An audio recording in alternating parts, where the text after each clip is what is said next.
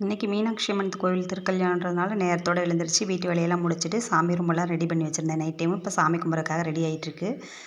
மஞ்சக்கயிறில் மாங்கல்யம்லாம் கோர்த்து ரெடி பண்ணி வச்சுட்டு விளக்குக்கெல்லாம் பூ போட்டு வச்சுட்டு சாமியெல்லாம் கும்பிட்டுருவேன். விளக்கெல்லாம் ஏற்றி ரெடியாக சாமியெல்லாம் கும்பிட்டு முடிச்சுட்டு எப்போ அம்மாளுக்கு கல்யாணம் ஆகுதோ அந்த நேரம் எடுத்து நம்மளும் வீட்டிலேயே கயிறு பிரித்து மாற்றிக்குவேன்.